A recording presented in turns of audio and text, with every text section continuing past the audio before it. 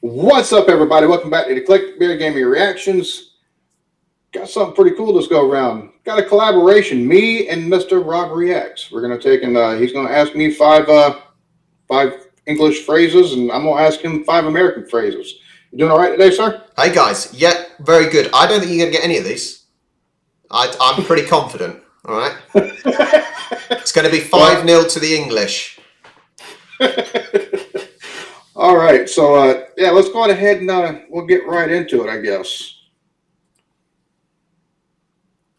So, jump the shark. Jump the shark? Mm-hmm. Is that a little bit like jump the line over here? As in jump the queue? Oh. No, it's not. Oh. No, my early prediction of 5-0 might not go to plan. Jump the shark? Because it sounds like jump the line. It sounds like when you're at the back of the queue and you cut in. But no, you're saying it's not that. You sure it's not that? You sure you haven't got it wrong? No, it's it's nothing to do with being brave. no. Jesus. It's actually as a result of one of the TV shows that's here in the U.S. And from an older TV show. So I'll give you one more chance. Can I have a clue? It's as a result of the show Happy Days from back in the day. If it helps, I've never watched Happy Days. I haven't watched very many either. However, I have seen Frasier. So, he was in Happy Days, wasn't he? No. What was he in? That was long before Frasier. No, he was in Cheers. I don't know. Yeah. I have no idea. It's going to be 0 to me. You'd have to. All right, so it's whenever something goes longer than what it should. It's longer than expected, longer than it should take and go. It's from the fact that Happy Days went it went a little bit longer in the series. They should have cut it off and stopped it. And so it started going downhill. As in it passed its peak. Yes, very much so. So whenever somebody says, "Oh, that's jump the shark," it means that's no good anymore. It's way past its time. Okay. I'm disappointed in myself. All right. Next one. One for you. I'm going out on the pull. Going out on the pool? Going out on the pull. So is that kind of like going out on the town, like you're about to go out and have a good time? Sort of. You're on the right lines. Can you get it? Going out on the pull. About to go out and party? You are technically going out and partying, yeah, but it's a bit more specific. A bit more specific. Us Americans aren't great at specifics. Have you not watched my channel so far? It's typically you wouldn't hear a woman saying it. It's typically what a young lad would say. You about to go get laid? Close enough. Yeah, I'm going out to pick up some ladies. Going out on the pull. Oh, okay. You were close. I don't know if you should get a full point though. That's fine. Yeah, that's maybe half a point. That'll work. That'll work. All right. So behind the 8 ball. Behind the 8 ball. Behind the 8 ball. All right, let's get some context. So an 8 ball, it's either in pool, because you have it differently to us. Because when we play pool, it's yellow and red with a black ball. You have numbers, and I'm sure the black ball's an 8 ball. Mm-hmm.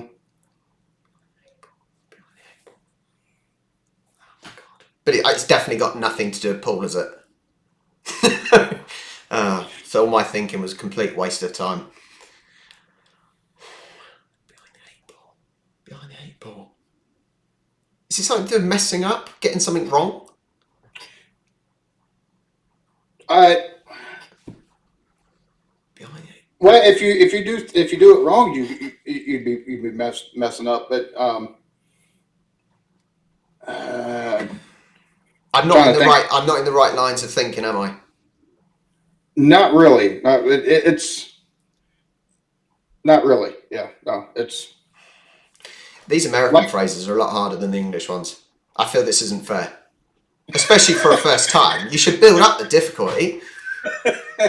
Well, here I'll make sure that it goes in descending difficulty, so that way you kind of get the hard ones first, and then kind of easier. I was confident to start off with. I was really confident. Oh man, behind the 8 ball. It's somebody that's in a tough spot. Now the term does come from pool, but it's like having to take and bank in or something like that. But it's applied more to somebody that's in a very tough position. Like the pressure's on them to perform. They're in a very tough spot, so they're behind the 8 ball. Got you. A little bit. Well, it does make sense actually if you relate it to pool in the sense that you're almost snookered. We would use you could use the word snookered because you're trying to get out of a difficult. You've got to make a difficult shot, as in you're in trouble. Does that make sense? Yeah, that actually makes complete sense. It's cool. Kind of the correlation between the. Huh. See, if you explained it like that, I would have got it easy. Right, you ready for mine? Okay, number 2 from me. You look smart. You look good. What's wrong with you? See, I'm nice and give the easy ones.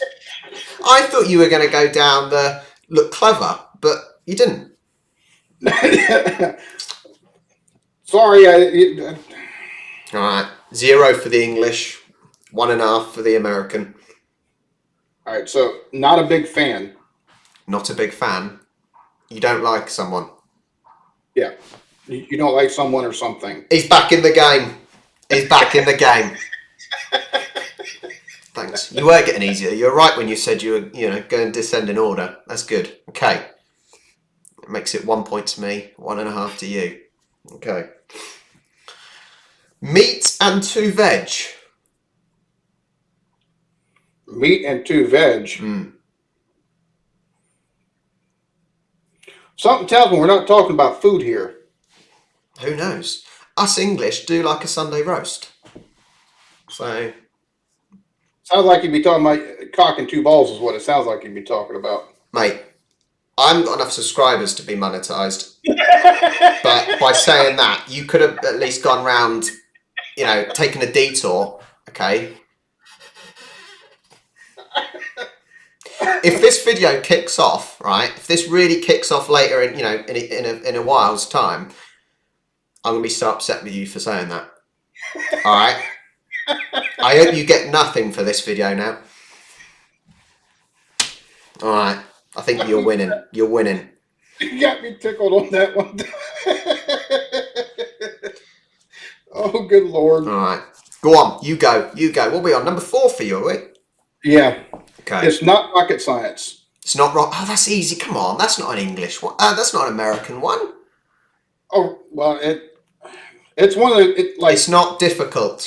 Me and Blake say that to each other a whole lot, or at least I'll say that to him.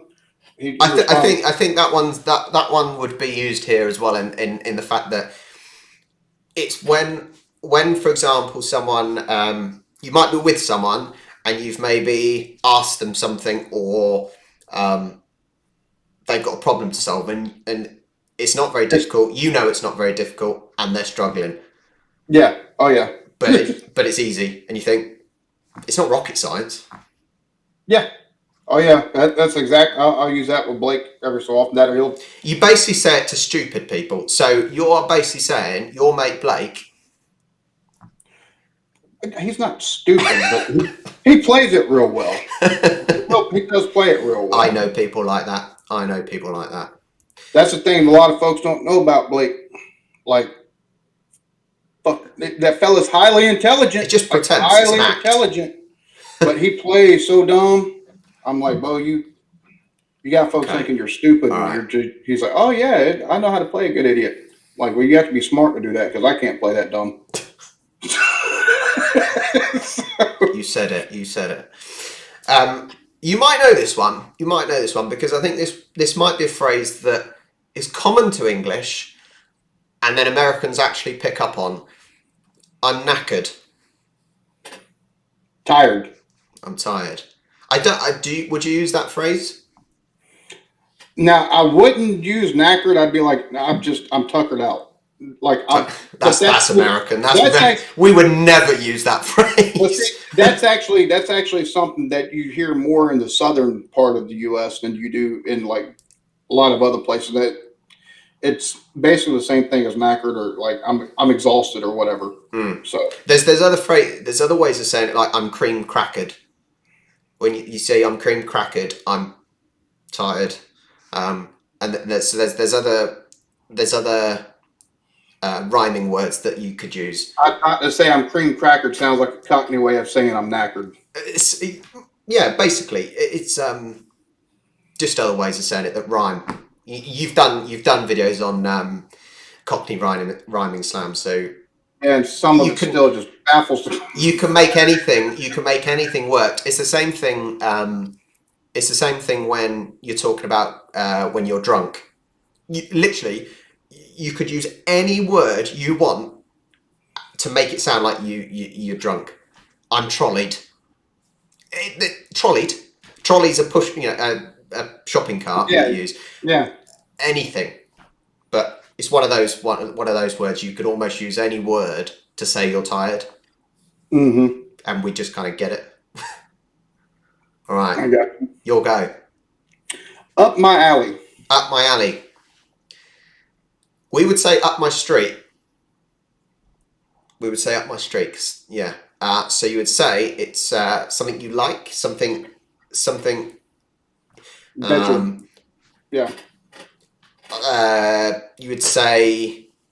What would you say? I like to drink cider. Yeah, that's up my alley. That's up my street. That's something I do, or yeah. But I said that's interesting though that I think some people would say alley, but I think over here we would say up my street because I think a street is more of a common sort of location type, whatever the word is. So yeah, that's interesting that there's that slight difference. Okay, this one goes back to the early 2000s. All right, it's all gone Pete Tong. It's all gone Pete Tong. So is it something that's like going on for too long or something like that? No. Pete Tong is a DJ. Does mean it's all gone crazy? Sort of. Think of the rhyming slang. It's all gone wrong? Like everything's gone... There we go. So say it's all gone Pete Tong, it's all gone wrong. There you go. Good job you did that Cockney rhyming slang video. Eh? You're getting the hang of it. Are you going around to your wife now and she's like, what the hell are you talking about? And you're just saying all these random words now that you've done the old Cockney rhyming slang. No, it's funny because we'll watch something and it'll have like the slang in it or whatever, and she'd be like, "What?" Look, number one, the accents still get her. We was watching the proper Guy Martin Proper channel, watching how Britain works, and it took her about an episode to get kind of his accent and what he was. I know who Guy Martin is. What accent does he have? I can't think off the top of my head. Like, if I'm not mistaken, it's like a Lancashire accent. Okay. Yeah. So it can be quite coarse, quite. But that's the amazing thing about the UK and the fact that we're such a small. I'll say country, but it's not. It's obviously 4 countries, but the difference from 10 miles down the road.